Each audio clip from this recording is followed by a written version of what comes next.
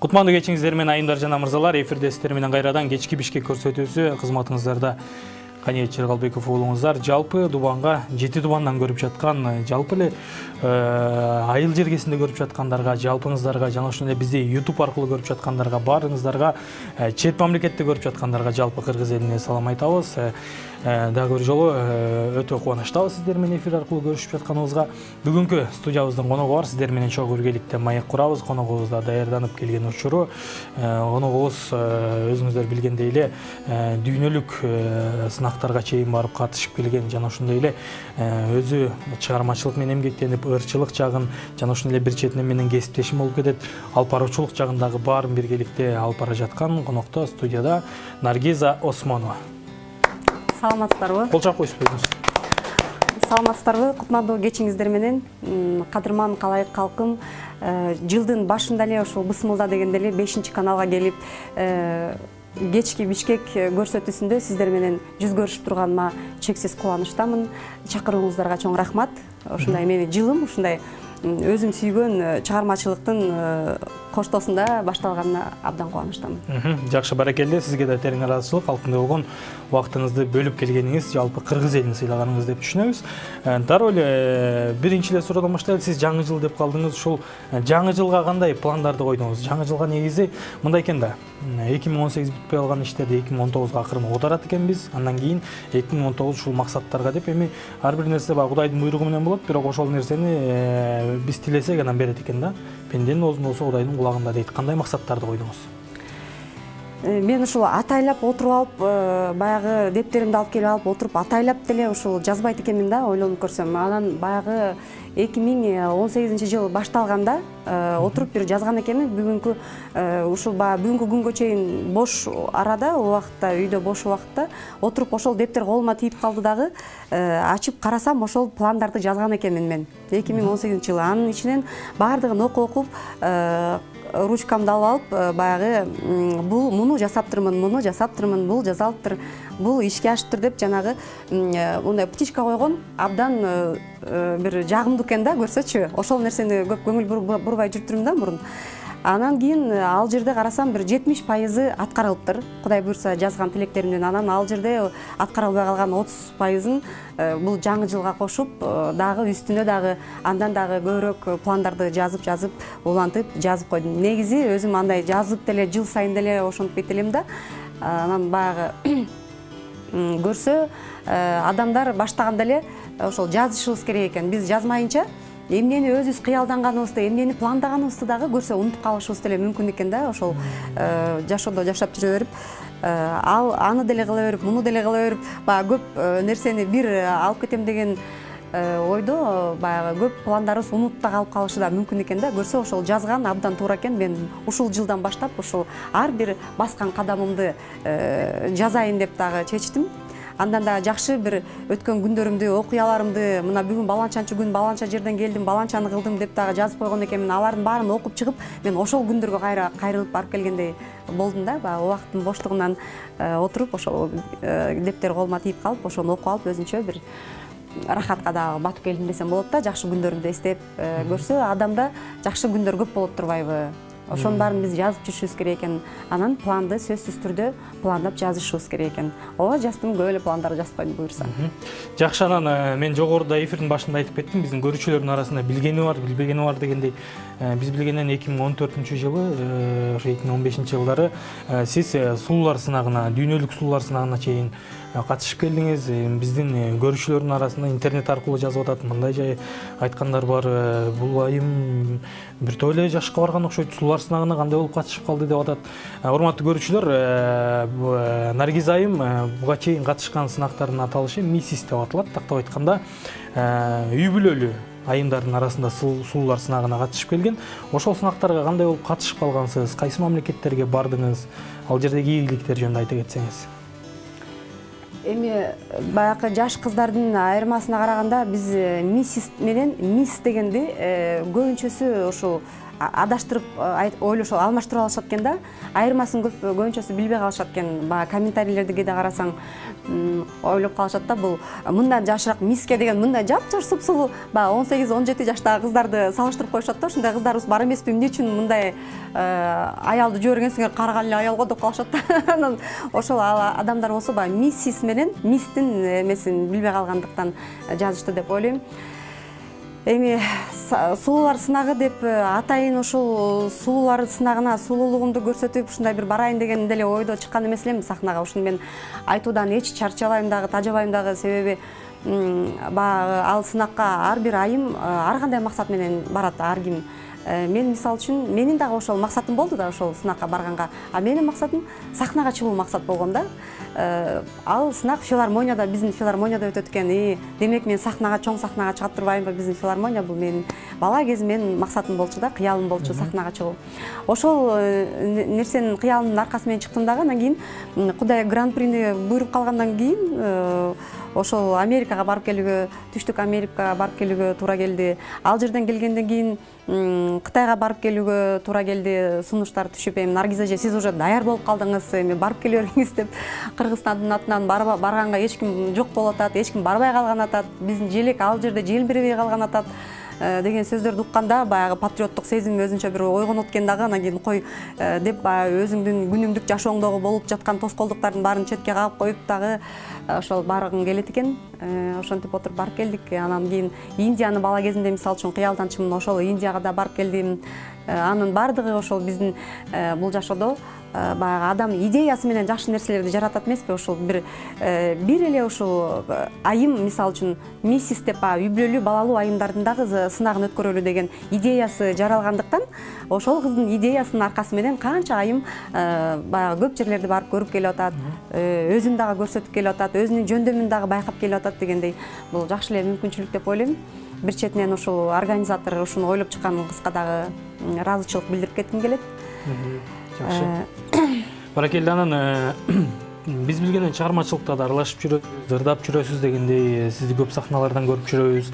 Анан бала кезден кыялданган кыялым деп айтып калдыңыз жогоруда. Бала кезде ушул сулуулар сынагын кыялданчу элеңизчи, сахнаныбы, чыгармачылыктыбы, ырчылыктыбы? Биз билгенден алып баруучу да болуп жүрөсүз, же алып баруучулукту кайсынысы жүрөккө жакыны?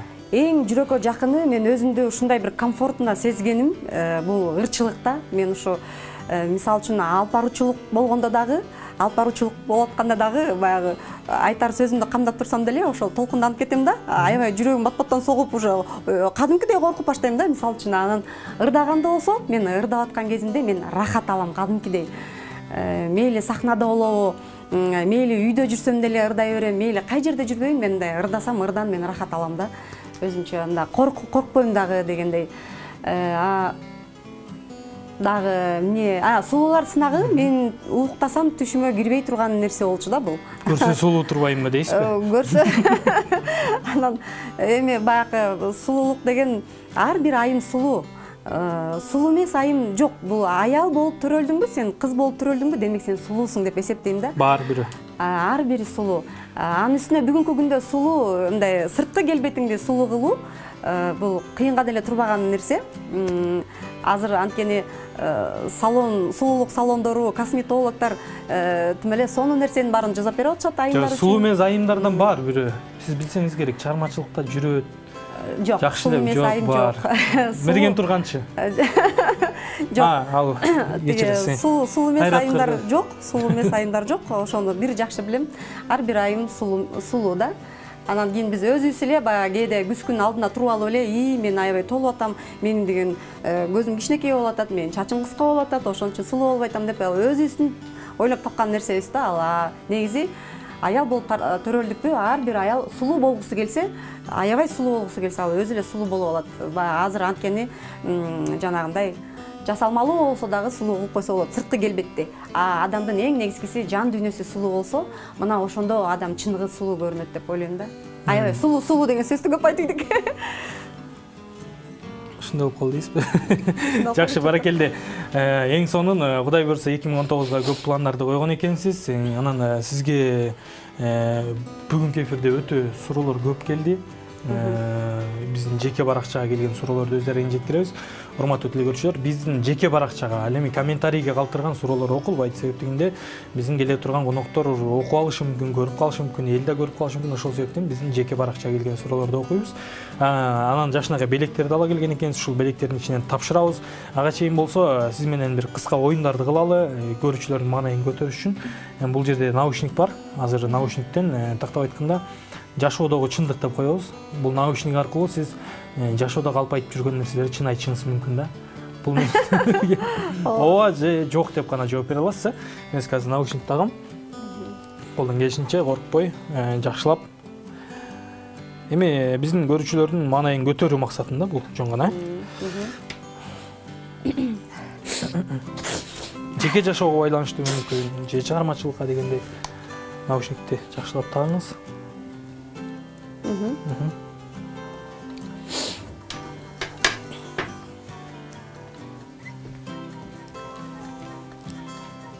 Чыркайып кыз келип. Мындай музыка менен, мындай маанай менен. Акырын сүйлөңүз. Ооба, деле дей беребиз го. Жакка тийбеңиз. Ооба дей бериңиз, чыркап эле. Жаман адамсызбы? Саламатчылык. Ооба. Жаман адамсызбы дейм. Ооба. Элдерге көп жакшылык кыласызбы? Ооба. Жакшы. Жолдошуңуз жакшы көрөсүзбү? Ооба да. Жакшы. Өзүңүздүн үнүңүз өзүңүзгө жагабы? Жок.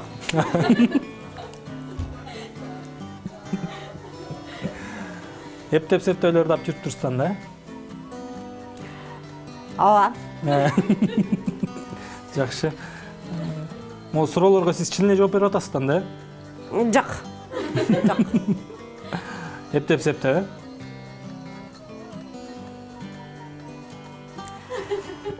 Ушу суроого жок деп койсом деле болмок, бирок ооба. Жакшы. Көп алдайсызбы адамдарды? Ооба. Негизи сизде суулар сынагын сатып алган дешет, Ооба да. Акчаңызды ошондо ар кайсы жерге чачып эле жүрүп турсуз да? Жыргап элечи. Жок эми анда-санда жок дейинчи. Жакшы. Кыздарыңызды жакшы көрөсүзбү? Ооба. Кыздарыңыз сизди жакшы көрөбү? Ооба да. Жакшы. Базардан сизди элдер менен тытышып кетет дейт, Элдер мененчи тытышып кетет дейт, сизди? Ооба. Албетте. Эфирден созулгандай эле жашоодо созулган адамсызбы? Жок. Жакшы. Өзүңүздү өзүңүз сыйлайсызбы? Ооба. Сыйлайсыз, күйөөңүздү сыйлайсызбы? Ооба. Күйөөңүз сизди сыйлашы мүмкүнбү? Ооба да. Сыйлайбыз. Ооба. Сиз угуп атат окшойсуз, Эми кээде ооба деп калп айтууга туура келет, ооба. Угуп эле аткан окшойт. Өзүңүздүн чачыңыз өзүңүзгө жагабы? Жок дейинчи, жок. Жакшы экен. Мага деле жакпайт. Жок, андай эмес го. Жакшы. Вокалга сабакка бардыңыз беле? Жок. Чыйпылдап эле ырдай берет экенсиз да? Ооба, ошондой болот.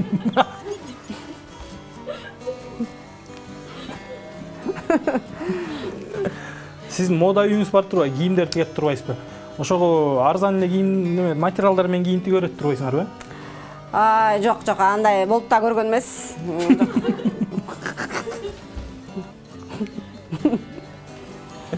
Башка бирөөлөрдүн идеясын урдабына тигесиңер да бирок,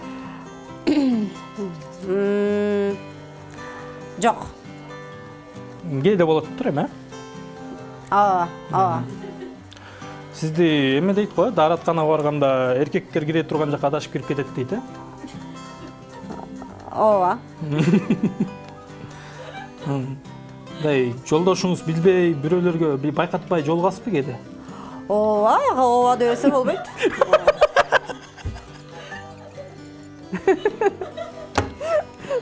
Күлкүлүү болду окшойт Эми чындыкты айтып атпайбыз. Эми азыр жолдошуңуз эфирден көрсө, сизди сабаса керек, Ооба. Жакшы. Сиз жолдошуңузду кээде сиз жолдошуңузду сабаган учур болобу? Жок. Болбойт, Жок. Көзүңүз көпкө көрөт окшойт, байкатпай боюнуп алыпсыз. Жок. Эмне белдерге, ичтерге сокпулайбы? Жок. Көзүңүз кичине көк болуп турат да.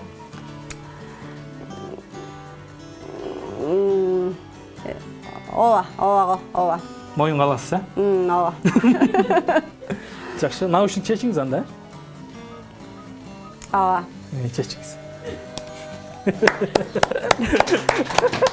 Жакшы. Күлкүлүү болду. Эми жолдошуңуз менен өзүңүз сүйлөшүп аласыз үйгө барганда. Биз эми болгон чындыкты айтып бердик. Жолдошуңуз деп калдым. Жолдошуңуз чыгармачылыгыңызды туура эле түшүнүп кабыл алабы? Жолдошум туура түшүнүп кабыл алган үчүн ошол мен жүрөм сахнада. Эгерде жолдошум туура эмес кабыл алып жүргөн кездерде сахна мен үчүн кыялым гана болуп, орундалбас кыялым гана болуп жүргөн да. Бүгүнкү эфирден кийин что опасный болуп калды окшойт. Эми Кудай сактасын. Айтып салдыңыз да сырларыңызды. Мен уккан жокмун да. Жок, сиз болот ошондой деп жооп бердиңиз. Буюрса көрөбүз. Жакшы, урматтуу телекөрүүчүлөр, азыр болсо мындай кылабыз. Биздин бул жерде сизге деген атайын маскабыз бар. Масканы тагасыз. Масканы тагасыз дагы сиздин алдыңызга эки нерсе коебуз. Биринчи бирөөсүн коебуз, андан кийин экинчисин коебуз. Ошол нерсени кармап, сезип, мындай бырышпай турсаңыз. Мен уже коркутпаймынбы? Жага эме, оңой эле нерсе. Буга чейин конокторубуз таап келген. Ошол нерселердин бирөөсүн каталдап атабыз. Сизге колдон келишинче жакшылап аракет кылыңыз. Кудай сактай көр, эмне болду экен? Сиз муну тагып бериңиз, азыр мен алып келем кайра. Мен кыйкырып истерика кылып ушул жерде. Жок, андай болбойт, Кудай сактасын, ар жака кирип кетти тиги. Кийин ачып коеюн, антып койсун.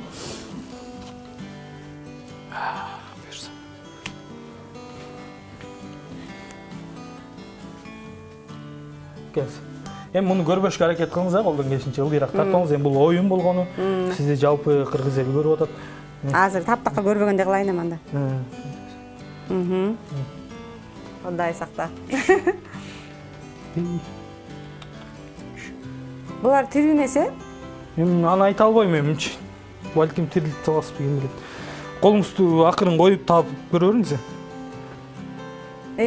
Ушул оюн мага жок бератат. Мага жагат. Кармабай койсомчу эмне болот? Кармабай койсоңуз басып кетет да, эчтеке болбойт. Кармаш керек эми. Буга чейинки конокторубуз ойногон. Бул нерсени жок түртпөңүз, ал маскага тийбеңиз. Мен аябай өтө мындай фобиям бар эле да ушундай. Жок, бул эми мен сизге жардам берейин, бул жакшы нерсе. Мага жага турган нерсеби? Сизге жагат, конечно, бул кичинекей балдардын баары жакшы жүрөт. Акырын колуңузду тийгизип көрүңүз. Акырын абайлап тийгиз. Бул тирүүбү? Куйругун эметип атасыз. Баш жагын кармасаңыз. Уктап атат. Ойгонбойт. Бул 12 саат уктайт турбай уктаса. Кудай сактай көр. Жамбаш жагын кармап атасыз. Эмне болду экен бул я? Абайлаңыз. Эми конечно алдыңыз иштейт да. Кармап көрүңүз. Ошентсеңиз, наоборот жакшы уктап атат. Бул эмне, паук окшойт? Паук болсо, паук берип коймок белек сизге. Жөргөмүшпү? Паукчу жөргөмүш дейсиз. Эмелери көп экен да, мындай молары, эмнелери? Молары көп экен. Баскан да. Ножкалары көп экен да. Кармап колго алып көрбөйсүзбү? Могу башы окшойт, Баш эмес. Ал жери баш эмес да. Абайлаңыз. Сыласаңыз жакшы көрөт. Оюнчук окшойт. Эмне экен оюнчук? Ух, жүрөгүм ылдыйрап калбадыбы? Бул жөргөмүш окшойт. Ачып көрүңүз. Ай! Жакшы, баракелде. Эми экинчиси бар. Ох, жүрөгүм. Эми дагы жүрөгүм түшөбү? Эми биринчисин сизге жеңилирээк бердик.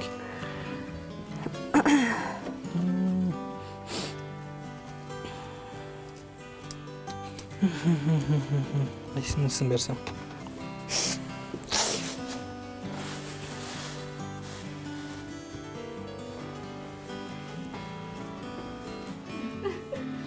Ой! Масканы такпайсың. Ой, не могу. Ой, башкасын берейин. Не болду атты окуп, не күлүп атышат? Айтып койсоң.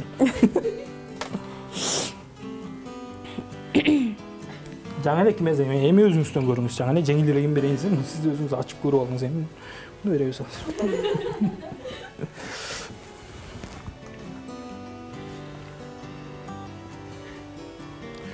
Эми буга кепилдик бере албайм.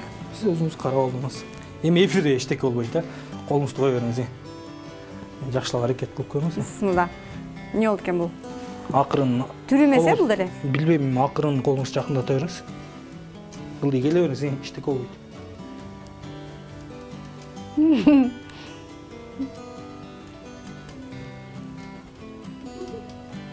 Кашка жүрөт. Апа, апа.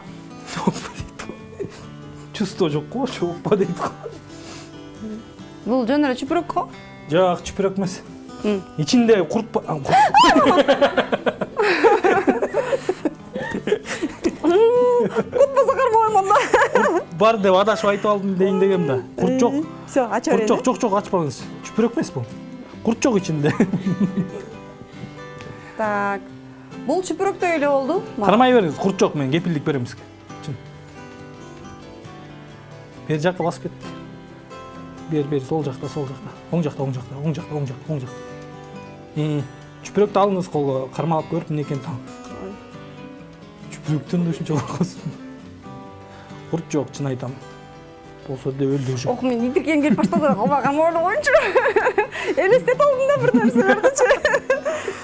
Эмне деп ойлойсуз? Анда вариант айтып көрүңүз. Бул деген мындай бир кичинекей мындай носкидей болгон бир чүпүрөк деп ойлойм. Ошонун ичинде бир курт-пурт салынган болуш керек деп ойлойм да. Туура эле таптыңыз. Кашындай? Носки. Эч нерсе жок. Эч нерсе жок беле ичинде? Жок ичинде. Ошонун ичинде бир нерсе бардай сезилди да. Жаңы алып кетсеңиз болот 50 сом. Жок, рахмат, синтетика экен ал деп коеюнбу? Хбо салмак деп койсун. 25. Ох, бир сыра мондай жүрөктү толкундаткан, аябай титиреткен бир оюн экен бул. Толкуду жүрөк, толкуду, О, жүрөгүм тияка түшүп барып кайра келди окшойт ордуна. Ушу эмне жерин бар. Жакшы, баракелде. Эми дагы бир оюнубуз калды. Эми кийинки оюнубуз жеңилирээк сизге. Бул жерде 2 билет турат. Мектепте кайсы сабакта жакшы окудуңуздар? Экзамен тапшыра турбаймбы? Экзаменге киргенде да жүрөгүм ооручу эле ушинтип. Мектепте мен гуманитардык сабактарды жакшы болчумун да. Ошол. Гуманитардык, Мисалы, русский язык, литература дегендерден жакшы болчумун. Сочиненияларды аябай жакшы жазчумун, 5ке жазчумун. Ошол. Анда азыр текшерип көрөбүз. Балким калып болуп калышы мүмкүн ал нерселер. Ооба, унутуп калышы мүмкүн. Жок, унутуп калдым деп кайра артка качпаңыз да. Бул жерде 2 билет турат, ичиндеги тапшырманы карайлы. Келиңиз, биринчи бирөөсүн алыңыз, анан экинчисин аласыз. Так, бисмилла деп, биринчи номерден баштайлы. Эки мага жакын турса дагы, мунун номери 1 экен. Небере менен тайененин диалогун аткарып бериңиз. Небере дагы сиз, тайене дагы сиз дейт. Эми сизге жеңил эле болуш керек. Мага жеңил эле. Так, неберемдин кайсысын айтып берсем? Мага сотка үйрөткөнүн айтып берсем болобу? Сиз өзүңүз, анан небереңиз, Мисалы, менин неберем бар. Неберем өзү азыр 4 жаштан ашып калды да. Анан мен интернетим өчүп калганда кээде интернетим иштебей атпайбы деп сүйлөнүп калсам, бир күнү жаныма келип, неберем жаныма келип алып, "Тайе, Бечи мен көрсөтпейм сага, бейсең дейт анан кийин. Эме деп берип койсом. Вот так открываешь, вот сюда нажимаешь, потом вот сюда нажимаешь и музыку получаешь. Ты что, какую музыку хочешь? Ты вот эту музыку хочешь, да? Деп, Play Market'te көрсөтүп атпайм ага. Анан кийин мен, да десем, ошону басып көрүп, вот, видишь, интернет нету деп коет. Анан ошол нерсени, ошол эпизодду аябай видеого тартып алгым келген да. Кандай ырлады болсу? Ошол эпизодду мисалы үчүн аябай видеого тартып алгым келген да, ошону кийин чоңойсо өзүнө көрсөтсөм болмок депчи, баягы неберем мени сотка менен кандай колдонушту үйрөттү да, ошол аябай кызыктуу нерсе болду. Дагы кандай кызыктарын айтып берсем. Кызыктуулары көп эми, неберемдин балдай таттуу тилдерин айтып бере берсем, ал эми эшиктен тайтасы кирипкелер менен эле кыйкырат кээде. Ура, тайташка пришел деп эле эки колун көтөрүп алып Пишол, тайташка пришел деп жүргөт. Анан экөө ушундай бир оюн ойнойт. Анан экөө бир күнү паркка кетип баратат. Анан мен дагы силер менен барайынчы паркка десем, нет, ты работай, ты подвал работай деп коет магачы. Анан подвал работай эмнеси деп коем, мен түшүнбөй элечи. Анан көрсө менин жумушум подвалда да. Сен подвалга иштей деп аттыр да, көрсөчү мени. Анан ошондо дагы бактып аткан экен да. Тае, ты подвал работай, мы пак пойдем деп ушинтип сүйлөйт да, мындай ар бир сөзү эми өзүнчө бир керемет укмуштай бир аябай көп айтып бересим. Так, Тае, не кылалы? Кийинки суроону карайлы. Аябай жакшы суроо экен. Бул суроо болсо, жашоодогу ураныңызды сөзү жок пантомима аркылуу айтып бериңиз. Эми ураныңызды сиз айтып ийбей туруңуз, пантомима аркылуу айтасыз, ошол нерсени мен табайын, Сиз өзүңүз билдириңиз, ошол нерсени мен табайын. Жок болсо жакшылап кайра билдире бересиз. Мен таппай калдым дегенге чейин аракет кылыңыз, Кана бул жерде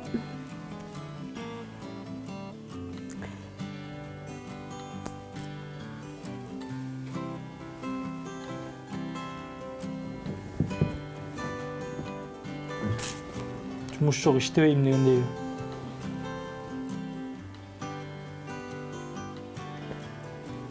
бир сөздү туура бере албай атам да.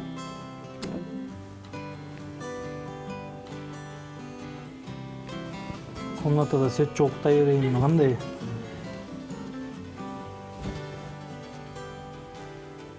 Жашоодо ураныңыз, ушу? Сайында жатып алып атпайсызбы? Аягындагы бир сөздү туура бере албай атпайм, ошону эмне кылып көрсөтүп берсем экен? Жок, мен башын таппай атам дагы. Кайра.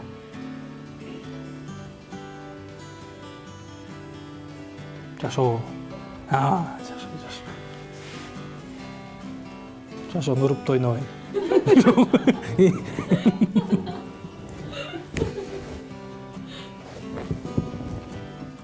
Жашоо жакшы, бир үй суук болуп атат. Жок, урушпайын айтсаңыз мындай. Мойнто болбойчу. Да колдонуп эле жүргөн сөзбү? Ооба, аябай көп колдонгон. Менин актерлук чеберчилигим жетишпей жатса керек. Жок, ашып кетип атат сиздики. Ишин аксырап атсаңыз. Айтсаңыз? Жашоо. Эч нерсеге карабай, өзүңөрдү ойлоп. Столун сүрүп. Кантип көрсөтүп берсем ушуну? Продукт алып келиш керек болду.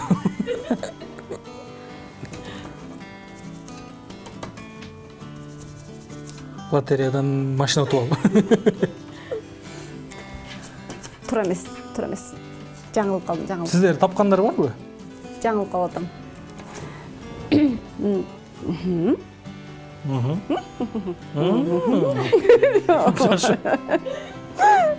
Жашоо бар, жыргап жашаш керек. Эч нерсени ойлобой. Жашоодо. Ойлош керек да. Жашоодо. Бул орусчада негизи менин ураным ошо орусчада негизичи. Орусча дебейсизби? Орусчада, анан кийин кыргызча которуп эле айтып атам да, өзүмчө которуп алдым. Балким мен туура эмес которуп атам.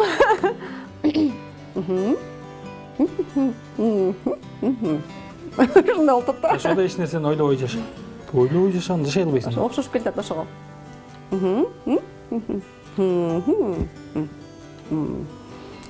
Жаңылбайт да, короче. Аяк. Жаңылбайт экен да. Жашоодо жыргап жашаган адам жаңылбайт. Кандай айта кетиңиз эми? Жашоодо эч нерсе кылбаган адам гана, кылбай жаткан адам гана жаңылбайт дегенди айткым келди да. Мен себеби дегенде бир нерсени жасап көрүүдөн коркпой эле ушул туура эмес болуп калсачы, анан бул окшошпой калсачы дебей эле билбесем деле ошону жасап көрө берем да. Баягы жаңылып калсам нуюшту, эми билбей калсам эчтеке болбойт дегендейчи. Анан ошон үчүн мен ураным ошондой да. Жашоодо баягы орусча айтканда не ошибается тот, кто ничего не делает дегендей. Да. Эчтеке кылбаган адам гана жаңылбайт да жашоодо. Бир нерсе жасаган адам сөзсүз түрдө ал адамда жаңылуу болот.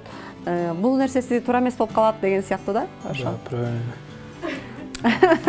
Келиңиздер, урматтуу телекөрүүчүлөр, тапшырманы толук аракет кылдыңыз аткарганга. Ал эми азыр болсо бизде бир тыныгуу бар. Тыныгуудан кийин сиздерден келген суроолорду өз дарегине жеткирип, бул жердеги белектерди тапшырабыз.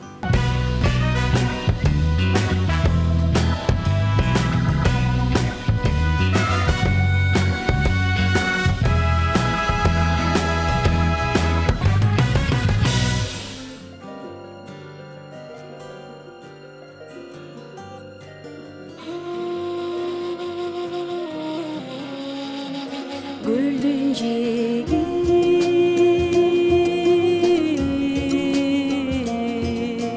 birge bastık salkında bey jayların önüz jaz gülünдөй jarkırap jumşak şamal bek taymalap sılasaң майда толкун жек урунат шармылдап коштошордон кыса кармап колумдан кете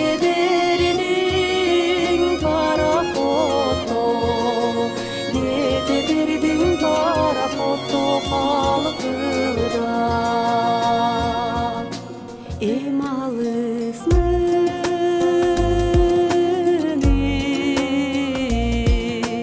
уса болум сагынам бирок дагы бир жүргөн сүт тамашан түбөлүгө өмүрүмдүн шериги жаным сүйкүм жалгыз сени жаратам ашыктыгым жолу бетер артылат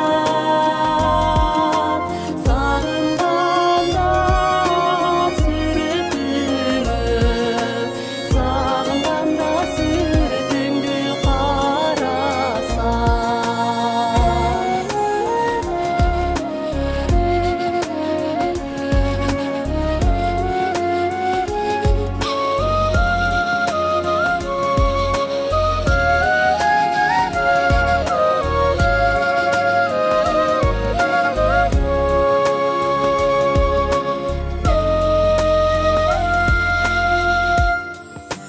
бардык мүнөзү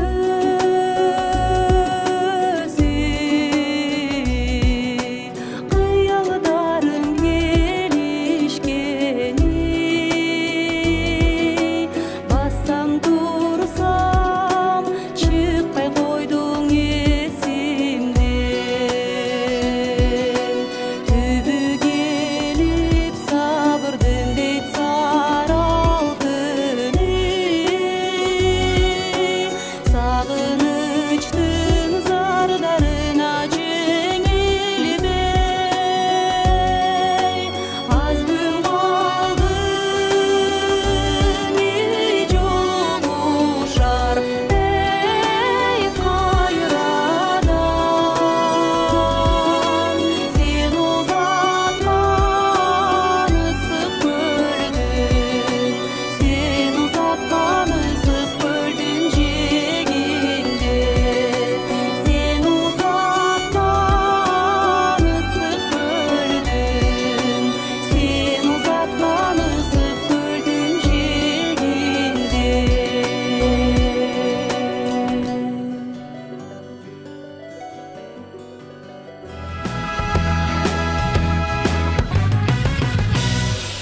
Жакшы баракелде урматтуу телекөрүүчүлөр. Биз көрсөтмө уланта залыңызды студияда конокто эстрада ырчысы Наргиз Осмонова.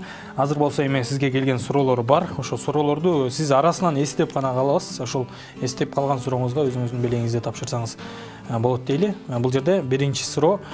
Наргиз айым, саламатсызбы, ишиңизге ийгилик дейт. Сиздин жашоодо жүргөнүңүздү өтө жактырам дейт. Костюмдарды кайсы жака тиктиресиз? Ар бир костюмуңуз жагат дейт. Эльмира деген замандаш Facebook. Рахмат, Эльмира. Мен баягы чыгармачылыкка жаңы аралашып баштаган кезде дүкөндөрдөн алчумун, буйрутма берип тиктирчүмүн. Анан баягы биз өзүбүз ошол Санира Бига мода үй деп ачканбыз. Ошондон баштап эле. Жок, тескерисинче мен өзүм сахнага чыккандан баштап ошол Санира Биганы ачканбыз. Ошондон баштап өзүбүз тигип калдык көйнөктөрдү. Сахнага чыккан кийимдердин баарын тең баягы өңү түсүн дагы кездемесин баарын өзүм тандап, өзүм ойлонуп, биягы мындай кылсам кандай болот, андай кылсам кандай болот деп атып, ошону өзүбүздүн ошол Санира Бига мода үйүнөн тигип атабыз. Ошол жерден тигилет, Бул жана топчусу көп кийимиңиз да ошол жактан тигилген, Ооба, бул да ошол жерден тигилген. Канча топчусу бар? Канча топчу? Бул топчу деген могул астына эле топчуну тигип баштаганбыз негизи. Анан кийин бул топчу өзү жакшы көрүнүп калат экен көрсө деп, анан бияка деле тагып коелучу, биягын деле коступ коелучу. Артып калгандар жоголуп кетет деп. Анан мында этегине деле тагып коелучу, жакшы көрүнүп калат экен деп атып, анан ушинтип отуруп, жеңге болсо мындай биз кош этек жеңдерди кийгенде биягын чечип койсок, баягы ыңгайлуу болуп калат кийгенге. Анан бул жерин дагы баягы момундай фарфыраган көйнөктөрдү кийгенде бул жерин чечип койсок, бул дагы баягы ыңгайлуу болуп калат кийгенге. Ошол жактарын ойлоп, анан топчу менен тигип коюуга туура келди. Себеби дегенде бул жерде бүчүлөмөлөрү дагы бар, топчулар ошончо канча топчу болсо ошончо бүчүлөмө бар да. Анан бул кийгенге абдан ыңгайлуу. Ар кандай фасон менен кие берсе болот. Ошол. Жакшы. Демек, могу ар бир кийимиңизди Санира Бига мода үйүнөн ошол жерден тигесиз. Жана Инстаграмдагы Санира Бига мода деген жердеги кийимдердин баары тең ошол жерде тигилген. Ошол жерде тигилген. Жакшы. Кийинки суроо кезек берели. Саламатсызбы, Наргиз эже. Менин суроом тамашалуу дейт, бир чети ойлондурат деп жазган экен. Буга жакшылап ойлонуп жооп бересизби? Куда ким болот дейт. Куда ким болот? Кыска эле жооп экен да. Куда менин күйөө баламдын атасы болот. Жок. Менин түшүнүгүм боюнча. Өтө тамашалуу эле жооп экен бул. Куда. Андан да жакын экен да. Күйөө балаңыздын дегенде алыстап кетип атат жака. Куда? Куда? Сиз билесиз куда ким болот экенин, билесиз, азыр билип атасыз, ошол нерсени айтпай атасыз да. Ошол эмес белем. Бейшебай деген көрүүчүдөн келген экен. Куда ким болот? Куда менин күйөө баламдын атасы болот. Куда менин кудам болот. Дагы жакындап келатасыз.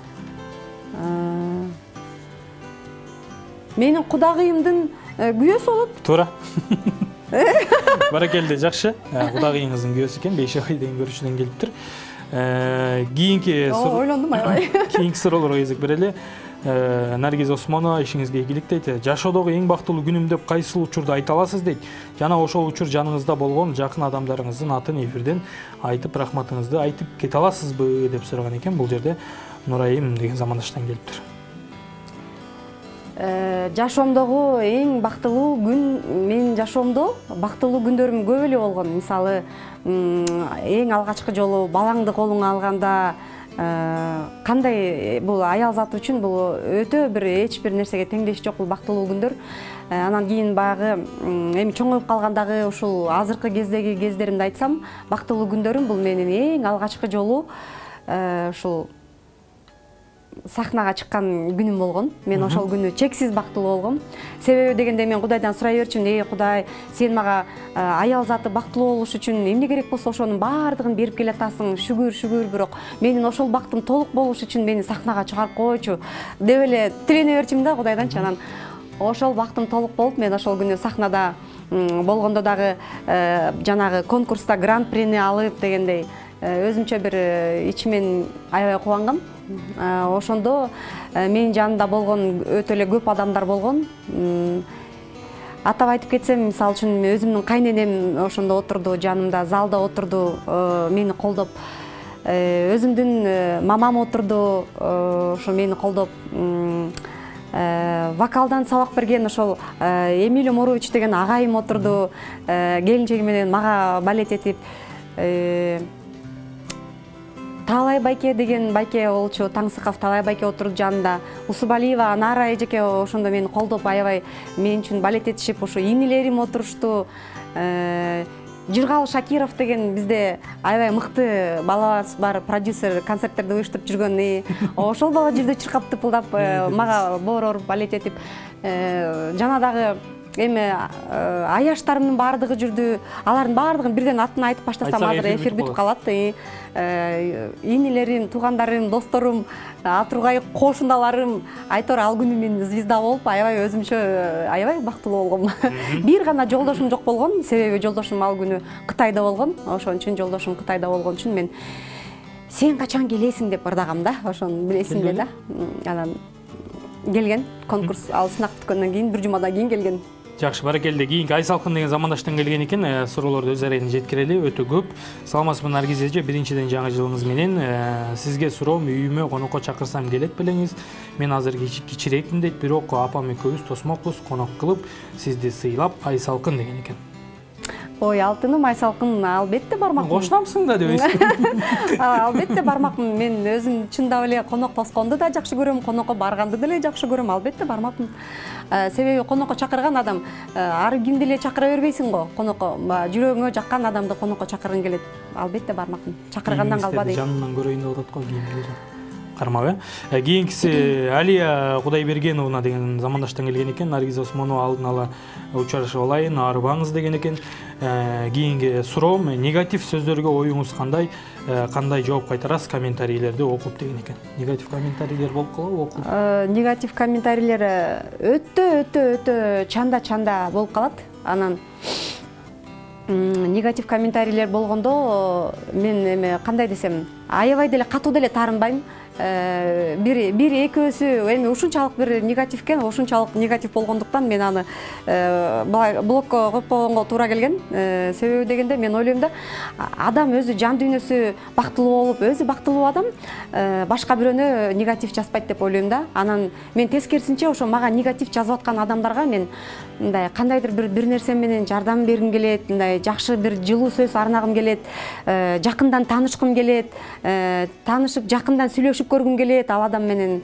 Ушундай да, себеби дегенде ал бизге негатив жазып аткан адамдар деле бизди деле алар мындай билип билбей деле мындай көзүнө көрүнүп турган нерсесин баамдап туруп эле жаза бериши ыктымал да. Ошого жинленесизби негизи? Ачык айтыңыз. Бир гана жолу жинденгем, ошону айтып атпайм, блокко коюп койгом. Бир гана жолу. Жок, чалып, разборка кылып, мушташ, бираз нараз. Жөн эле блокко коюп койгом, мындай аябай бир жаман маанайда жүргөн айым экен койчу деп туруп эле блокко коюп койдум, болду. Андан башка мындай негативдер жазып калат, анан кээде мен наоборот жазып калам, мейли макул, эмкиде минтип көрөйүн анда, оюңузга рахмат, эмкиде мындай кылайын анда деп жазып коем. Жакшы. Баракелде, кийинки суроолорго кезек берели, кыскадан жооп берүүгө аракет кылыңыз. Убакыт учкан куш. Наргиз эже кандайсыз? Жердеш эжем экенсиз, мен да Кочкордон болом, амандык, ден соолук каалайм дейт. Менин суроом, жашоодо сулуу адам деп кандай адамдарды элестетесиз дейт. Аябай жакшы суроо болду. 555-757 деп Инстаграмдан келди. Аябай жакшы суроо экен бул. Мен дайыма ушуну айтып келем. Жанагы бизде аябай жакшы сөз бар. Сулуу эмес, сүйгөн сулуу деп. Сен сүйгөн адамың сага сулуу көрүнөт.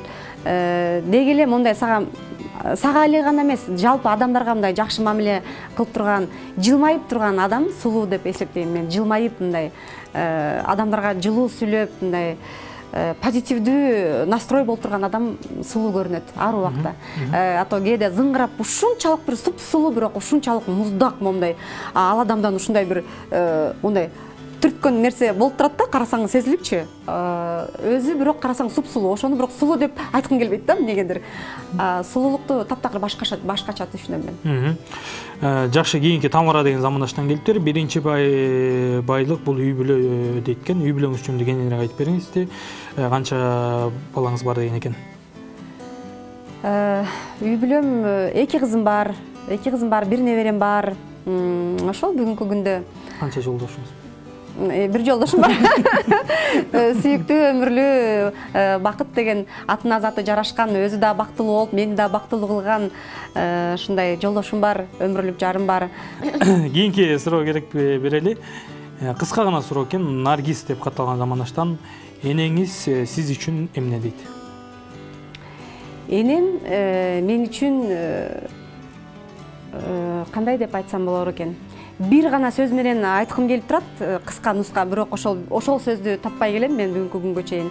Энем менин жашоом, менин бүгүнкү күндөгү үй бүлөмдөгү кандай бактылуулук жашап жүрсөм мен, кандай бактылуу болсом, ошого дагы себепкер болгон ошол менин энем. Мен өзүм бүгүнкү күндө кандай ийгиликтерге дагы жетишип аткан болсом, ошонун бардыгы тең менин энем деп айтам да. Себеби дегенде, эне гана балага ушундай дем күч бере алат. Эне гана балага бүтпөгөн мээримге, түгөнбөгөн мээримге бөлөй алат. Баягы эненин дагы туура айтылган, туура берилген акыл насаттары менен үй бүлө түбөлүккө бекем сакталып калат деп эсептейм. Ошо мен мисалы үчүн жолдошум менен бир да жолу ушул жашоодо, ушул жашка чейин урушпай жашап келгенимдин себеби дагы мен энемдин тарбиясы деп ойлойм. Энемдин айткан сөздөрү, ошонун бардыгы энемдин айтканын кылып келатып, мен эч жамандык көргөн жокмун. Бул менин энем, бул менин бактылуу жашоом, менин өмүрүм. Атын айтып көрбөйсүзбү? Менин сыймыгым эфирлериңизди көрөбүчү? Салимова Курманбүбү Каимовна деген мамам өзү мугалим болуп иштеген, өмүр бою бизде Кочкордо библиотекада иштейт, китепканада. Аны менен биргеликте эле кыргыз тилинен дагы сабактарды берип жүрдү. Кенедей кезинде мамамдын окуучулары мени аркаман ээрчип алышчу эле да, эсимде. Катя Каимовна дешип эле мени Катя Каимовна деп аркаман ээрчип алышар эле да. Анан мен ошо мамамдай болгум келип, мамамдай болгон мугалим болгум келип, мен дагы мамамдын ачкисин тагынып алып эле ушинте берет элем да. Ошо мамамдай болгон айым болгум келет эле да, мен да чоңойгондо. Анан бүгүнкү күндө ошол менин апам өзү, мамам өзү мен менен сыймыктанып калат. Кызым жакшы, жаман эмес, жакшы нерселерди кылып атасың деп мындай эфирлеримде көрүп калат. Мунусунда өткөндөгү караганда кичине жылыш бар, кичине көнүп келаптырсың деп. Сынчыңыз дагы экен да? Сынчым дагы ошол. Жакшы, баракелде. Кийинки суроого кезек берели. Өтө оригиналдуу суроолорду берген экен көрөрмандарыңыз. Камилова 872 деп катталган заманат. Сиздин жашооңузда кыйынчылык болгонбу дейт. Деги эле бир күн болсо да ачка калган күнүңүз болгонбу? Ачкачылык кандай экенин билесизби деп сураган экен. Камилова 872. Албетте болгон. Бул татынакай көрүнгөнү менен бул кайран гана менин башым эмнени гана көрбөдү деп койбойсузбу? Азыр эле красивет болдум чачым. Албетте бул адам баласы болгондон кийин ар бир сен ойлобогондой нерселер, ойлобогондой күндөр келет адамдын башына. Албетте ачка калган күнүм болгон. Картошка ошондо деле ачка калбастан, ошондо деле эмне кылабызды билбей, ошондо деле кой картошка бышыра коеюнчу, сууга болсо деле деп, мундир кылып деле бышырып жеген күндөр болгон. Пиязды деле эчтеке жок калган турбайбы деп, пиязды деле эптеп майга кууруп коюп деле, ушуну деле нам менен жеп алабыз, бат-баттан чай ичип алабыз деген күндөр болгон. Ар кандай күндөр болгон. Кыйынчылыктар болсо, албетте болгон. Ошол кыйынчылык, мен ойлойм, кыйынчылык таптакыр болбосо адамда, ал адам бакыттын, рахаттын кадырын билбейт деп ойлойм да. Ошол кыйынчылык болгон үчүн жашоодо мен бүгүн өзүмдү дүйнөдөгү эң бактылуу айымдардын катарына кошом. Себеби дегенде ошол периоддордун баардыгы өтүп кетти. Азыркы мезгилде мен мисалы үчүн чыныгы аялдык бакыттын таттуу даамын татып, ошонун рахатына бөлөнүп, жыргап кунап жашап турган кезим азыр. Жакшы, баракелде. Кийинки Мээрим деген замандашыбыздан келген экен. Саламатсызбы Наргиз эже, ишиңизге ийгилик дейт. Мен сиздин ар бир кадамыңызды Инстаграмдан карап турам деген экен. Сизге кантип жолуксам болот? Сизге жолугуп бере турган белегим бар деген экен. Мээрим деген көрөрманыңыз деп жазган экен. Рахмат, Мээрим Алтышка. Бизге Санира Бига мода үйүскө келсең болот. Ал болсо Чортекова көчөсүндө жайгашкан. Чортекова 228 деп келе берсең эле, дробь 6 ошонусу бар. Подарка болсо кел дейсизби? Келе бер, биз деле сени кур кетирбейбиз. Жакшы, баракелде. Кийинки замандаштан келген экен. Жакшы, баракелде. Аруу кыз деген замандаштан келген экен. Наргиз эже саламатсызбы? Ишиңизге ийгилик. Сизди сыйлайбыз. Кыргыздын желегин ушинтип дүйнөгө желбиретип жүрө бериңиз. Жакында дагы кайсыл жерге кыргыздын желегин желбиретесиз? Рахмат дейт аруу кыз. Аруу кыз, чоң рахмат сурооңо. Эми дагы тагдыр кандай, тамашаларды дагы кандай күндөрдү буйрат экендигин билбейм. Анан эми сунуштар түшүп кала турган болсо, дагы деле үй бүлөлүү балалуу айымдар эми чоң апа иретинде дагы, тайне иретинде дагы бир жака баш керек болуп калса, эмне үчүн болбосун, барып келебиз. Эгерде ошондой барыш керек болуп атат деген нерсе болуп калса, барып келебиз. Жакшы, баракелди. Сизге суроолор ушунчалык көп келди, бирок баардыгын тең эфир аркылуу жеткире алган жокмун. Кечирим сурайм, себеп дегенде убакыт учкан куш. Бизге убакыт ченелип берилген дегендей. Анан жогоруда суроолордун арасынан жаккан тандаңыз кайсы суроо эсиңизде калды? Ошол замандашка бул жерден белектерди тапшырыңыз. Белектер бирөө камчы экен, бирөө ваза экен, сувенир. Анын экөө экен арылды жанда. Экөө болсо, экөө болсо көйнөктөр. Биздин биз деген мода үйүндө дүң тиккен дагы биздин цехибиз бар өзүнчө. Цехтен экөөнү алып келе калдыңыз. Анан ошол цехтен тигилген биздин кыздардын ууз чебер колдору менен тигилген ошол көйнөктү дагы ала келдим. Кайсы суроолор бар? Суроого. Суроо болсо, баягы Наргиз эже, сиздин үй бүлөңүз тууралуу деген суроо болбоду? Ошого бергим келди бирөөсүн. Үй бүлөңүздө канча адам? Канча адам өзүңүздүн кененирээк айтып бериңиз дегенге. Апаңыз тууралуу айтып бериңиз деген суроо болду. Кененирээк жанагы ошондо кайсысын кайсыга бердик? Биринчи үй бүлө жөнүндө сураганга бир көйнөк кетти. Опа. Мынакей, үй бүлө жөнүндө сураганга муну бердик. Апа жөнүндө сураганга? Апа жөнүндө сураганга дагы апа жөнүндө сураганга вазаны берели. Көйнөк арзан окшойт да? Жок, ошол апа жөнүндө сураганга вазаны берели. Себеби дегенде апалар бул соолубас биздин гүлүбүз да, биздин ушул вазага дайыма гүл салып, ушул вазасы гүл менен үйүнүн бир бурчун коостоп турсун да. Апакай болуп, апакай сүтүн берип бизди бакты да ошол апалар, ошол ниетте. Муну болсо кайсы суроо дедим эле? Үй бүлөм жөнүндө, апам жөнүндө, анан кайсы дедим эле? Дейлексиз. Дейлектин. Муну болсо, жана ачыкка калган күнүңүз болду эле, кыйынчылык көрдүңүз беле деп бир кыз суроо берди. Ошол суроого берели. Муну болсо, өзүм алып кете берейинчи. Жана бизге конокко келгиси келген кыз бар экен го? Конокко чакырганбы же конокко келгиси келгенби? Дагы экөөнө тең бергим келип атат, бирок конокко чакырган кызга берген. Мындай болуп атат да, чакырган кызга кылыңыз, себеп дегенде. Ошо чакырган кызга берген. Анткени конокко сиздин үйгө бара турган кыз ансы деле подаркасын ала келет, ага ансы деле берем үйдөн. Бирок сиз деле конокко барсаңыз ала барасыз да баары. Ооба, баары эле. Ушул белек алып, белек берип турганга эле эмне жетсин бул жашоодо? Кайсысына кетти ошондо? Бул ошондо жанагы мени конокко чакырган кызга кетти. Дайыма ошол үйүндө камчы деген бул аябай жакшы нерсе да. Шайтан шабырлар жолобойт андай үйгө деген. Ошол камчыны ошол кызга берели. Конокко барганда эле ала барат экенсиз да, же болбосо? Анда бизден алып кетсин. Сиздерден келип алып кетсин. Сиздин мындайча айтканда даректериңизди, телефондоруңузду берип коебуз, анан конокко плов басып чакырат да. Ошондо барасыз да. Ооба. Эне сизге ийгилик каалайбыз. Ишиңизде ийгилик болсун. Кудай буйрса, көп пландарыңыз бар экен. Бүгүнкү эфирде өтө шаңга бөлөдүңүз. Ачык маанайда отуруп дегендей, биздин көрүүчүлөрдүн баягы маанайын 100% көтөрө алдык деген ойдобуз. Сизге терең ыраазычылык, ишиңизде ийгилик. Мага жанатан бери байкап турсам, көптөгөн иштерди баштап алган экенсиз. Ошонун баары ийгиликтүү болсун. Ал эми жалпы 5-каналдын көрүүчүлөрүнө сизден эркин микрофон.